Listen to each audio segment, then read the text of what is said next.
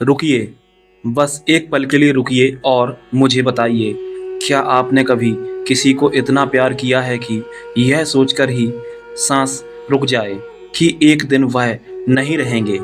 क्या आपने कभी रात के सबसे गहरे अंधेरे में, जब सब सो रहे होते हैं और आप अकेले जाग रहे होते हैं, यह सवाल पूछा है खुद से, अगर वह चले गए तो क्या हम दोबारा कभी मिलेंगे? यह सवाल छोटा नहीं है, यह सवाल इंसान के दिल की सबसे गहरी तकलीफ से उठता है और आज इस वीडियो में मैं आपको वह जवाब दूंगा जो शायद आपने पहले कभी इस तरह नहीं सुना होगा।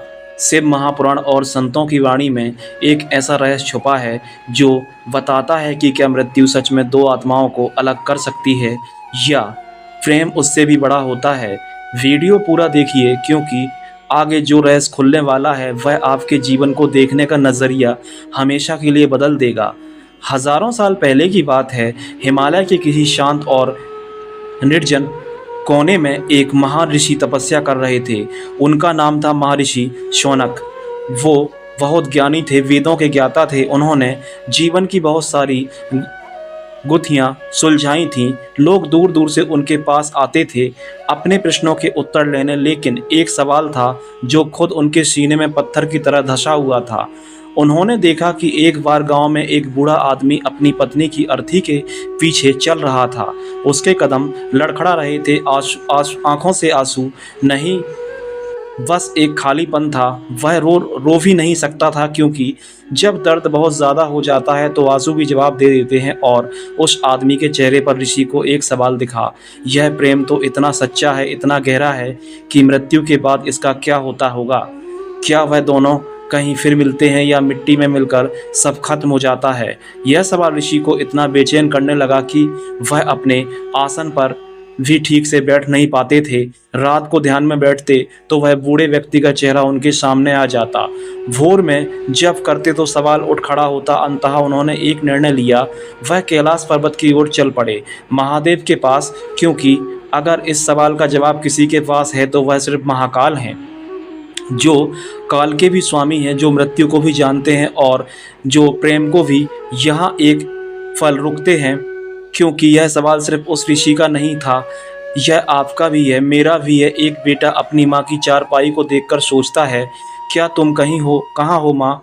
क्या तुम मुझे देख रही हो? एक पत्नी अपने पति की कमीज सीने से लगाकर पूछती है, क्या तुम्हें मेरी याद आती है? एक बूढ़ा पति रोज सुबह उस कमरे में जाता है जहाँ उसकी पत्नी की तस्वीर रखी है और बस देखता रहता है, कुछ नहीं कहता, बस देखता है। यह सवाल कमज़ोरी नहीं है, यह प्रेम की सबसे ऊंची आवाज़ है।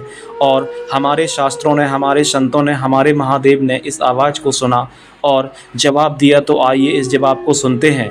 वर्षों की कठोर तपस्या के बाद महादेव प्रकट हुए। ऋषि शौनक की आंखों में आंसू बह निकले। उन्होंने कांपते हाथों से प्रणाम किया और पूछा, भोलेनाथ, इस संसार में पति जन्म भर साथ क्यों नहीं रहते? एक दूसरे के बिना जीना नहीं जानते तो क्या मृत्यु के बाद उनका प्रेम खत्म हो जाता है? क्या वह हमेशा के लिए बिछड़ जाते हैं? महादेव मुस्कुराए, वह मुस्कुराए और तब आती है जब कोई सच में यही सवाल पूछे। और फिर उन्होंने कहा, मुनिवर, इस संसार में दो तरह के संबंध होते हैं, एक जो शरीर से बनते हैं और दूसरे जो आत्मा से बनते हैं। जो शरीर से बनते हैं वह शरीर के साथ खत्म हो जाते हैं, लेकिन जो आत्मा से बनते हैं उन्हें मृत्यु छू भी नहीं सकती। ज़रा सोचिए इस बात को। हम सोचते हैं कि प्रेम आँखों से होता है, हाथों से होता है, आवाज़ से होता है, लेकिन महादेव कहते हैं असली प्रेम तो आत्मा से होता है और आत्मा कभी मरती ही नहीं है। फिर महादेव ने एक बात और कही जो बहुत ज़रूरी है। उन्होंने कहा, लेकिन मुनिवर, यह हर किसी के साथ नहीं होता। जिनका संबंध सिर्फ स्वार्थ पर टिका होता है, जहाँ अहंकार और छल क्रोध हो, वहाँ प्रेम की जड़ें गहरी नहीं होती। और जब मृत्यु आती है वह आत्माएं अलग अलग दिशाओं में निकल पड़ती हैं, जैसे धुआं हवा में बिखर जाता है। यह सुनकर रुकिए, अभी इसी पल अपने रिश्ते के बारे में सोचिए। क्या वह रिश्ता आत्मा का है या सिर्फ शरीर का? क्या उसमें गहराई है या सिर्फ आदत? महादेव ने एक कहानी सुनाई। एक गांव में एक जोड़ा रहता था। पति का नाम था गंगाधर, पत्नी का नाम था रामकली। ना उनके पास बड़ा घर था, ना दौलत थी और ना कोई ऊंचा ओहदा। गंगाधर दिन भर खेतों में काम करता, मिट्टी में हाथ डालता, पसीना बहाता और शाम को जब घर लौटता रामकली दरवाजे पर खड़ी होती। गंगाधर कुछ कहता नहीं था, रामकली कुछ पूछती नहीं थी, बस उसके चेहरे को देखती और समझ जाती आज दिन अच्छा रहा या आज कुछ भारी था मन पर। यह है असली प्रेम, बिना शब्दों के पढ़ लेना। जब रामकली किसी बात से परेशान होती, गंगाधर उसके पास बस बैठ जाता और कुछ नहीं कहता वहाँ, क्योंकि कभी कभी साथ होना ही काफ़ी होता है। हर सुबह दोनों मिलकर भगवान का नाम लेते, एक दीपक जलाते और एक दूसरे के लिए प्रार्थना करते। यही उनकी दिनचर्या थी। कोई लंबी पूजा नहीं, कोई बड़ा अनुष्ठान नहीं, बस दो हाथ जोड़े हुए थे और दो दिल एक साथ। साल बीतते गए, बाल सफ़ेद हुए, झुर्रियाँ आईं, घुटने दुखने लगे, लेकिन उनकी आंखों में वही रोशनी रही जो पहले दिन थी। और फिर एक दिन गंगाधर बीमार हो गए, बहुत बीमार। रामकली ने दिन रात उनकी सेवा की, नींद छोड़ी, खाना भूली, बस उनके पास बैठी रही। जब अंत वक्त आया, गंगाधर ने अपनी आंखें खोली, रामकली का हाथ ढूंढा, पकड़ा और बहुत धीरे से कहा, अगर हमारा प्रेम सच्चा है तो हम फिर मिलेंगे।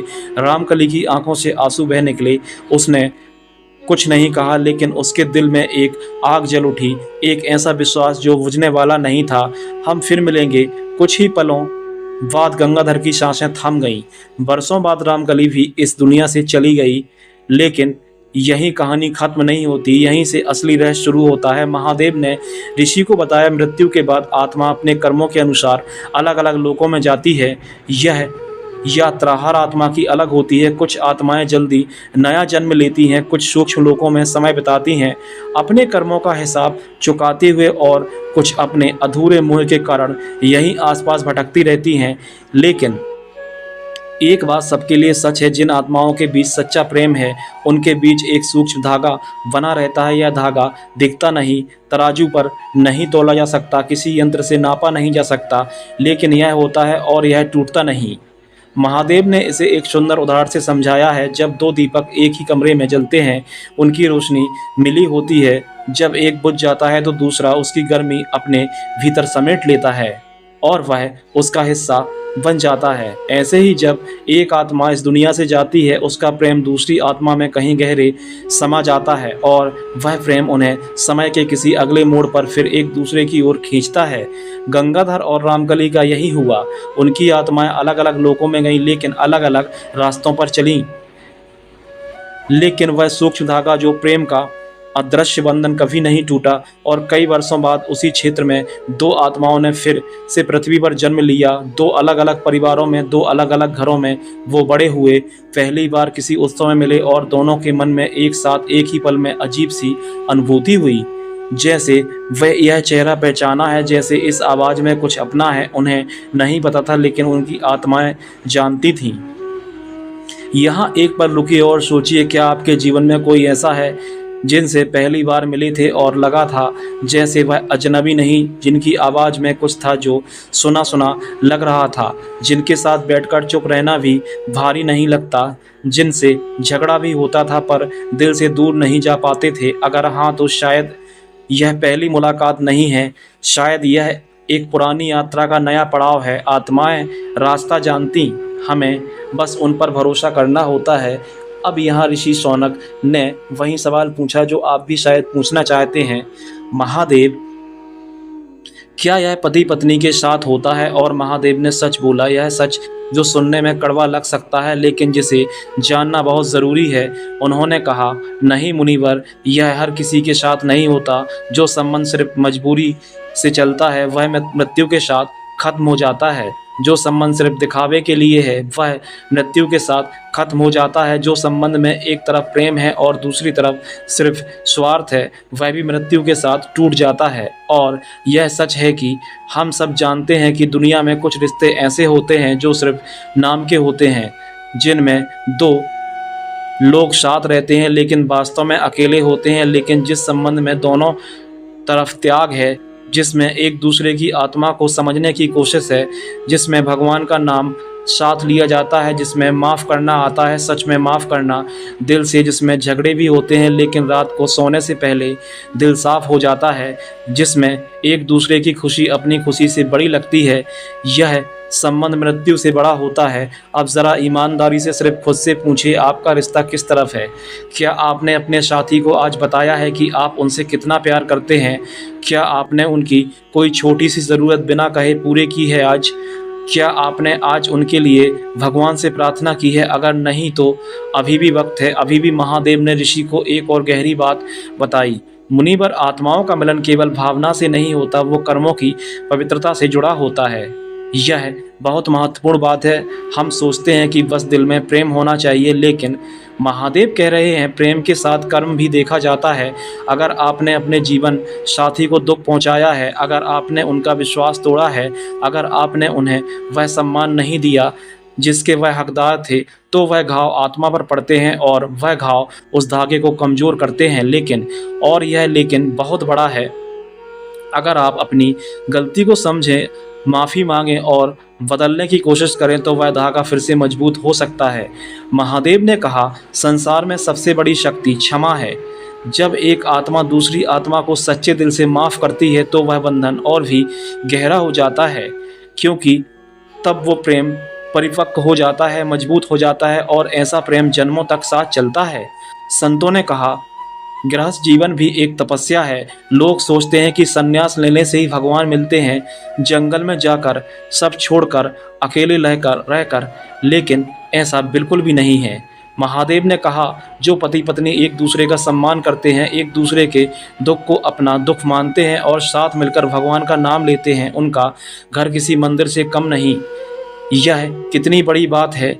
हम मंदिर जाने के लिए घर से निकलते हैं, लेकिन महादेव कह रहे हैं अगर घर में प्रेम है, सम्मान है, करुणा है, तो भगवान वहीं हैं, आपके घर में, आपके आंगन में, आपके उस रिश्ते में। महादेव ने यह भी कहा, इस संसार में जब भी आपको किसी से मिलकर ऐसा लगे जैसे यह मुलाकात पहली नहीं है, जैसे इस चेहरे में कुछ जाना पहचाना है, तो समझिए यह आत्माओं की पुरानी पहचान है। यह संयोग नहीं होता, यह कर्मों का, प्रेम का, जन्मों का हिसाब होता है। तो यही था वह रहस्य जो महादेव ने उस ऋषि को बताया, जो आज मैं आपको बता रहा हूँ। मृत्यु शरीर को अलग कर सकती है, लेकिन सच्चे प्रेम को नहीं, आत्माओं के बंधन को नहीं। बस एक शर्त है, वह प्रेम सच्चा होना चाहिए, इसमें त्याग होना चाहिए, उसमें क्षमा होनी चाहिए, उसमें क्षमा होनी चाहिए, जिसमें क्षमा होनी चाहिए, और उस प्रेम के बीच भगवान का नाम होना चाहिए। अगर यह है आपके रिश्ते में, तो न मृत्यु अलग कर सकती है, न समय, न कोई शक्ति इस जगत में। आज घर जाइए, अपने जीवन साथी को देखिए और मन ही मन कहिए, तुम मेरी आत्मा के साथी हो, इस जन्म में भी और अगले जन्म में भी। बस इतना काफ़ी है। जय श्री हरि विष्णु, जय श्री महाकाल। अगर इस कथा ने आपके दिल को छुआ है तो इसे अपने जीवन साथी के साथ ज़रूर शेयर करें। कमेंट में लिखिए जय श्री राम, और चैनल स्टोरी विद देव को सब्सक्राइब करना बिल्कुल ना भूलें, ताकि ऐसी ही कथाएँ हम आप तक पहुँचाते रहें। धन्यवाद।